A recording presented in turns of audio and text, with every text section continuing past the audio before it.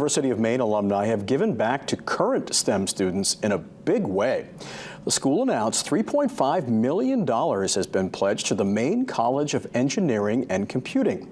The gift is from Rajendra and Neera Singh, who say UMaine scholarships help them come to the United States to pursue their master's degrees.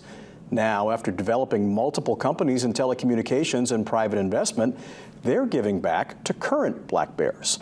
$2.2 million of the pledge will endow the Rajendra Singh and Neera Singh Family Scholarship, given to UMaine students who are part of the Maine College of Engineering and Computing, with a preference for Maine high school graduates. The other $1.3 million will create an endowed chair in applied innovation named after the Singhs. The hope is the Singh Chair will, quote, advance the curriculum in traditional or emerging areas across disciplines, unquote, with a focus on transitioning in-school innovation to industry commercialization.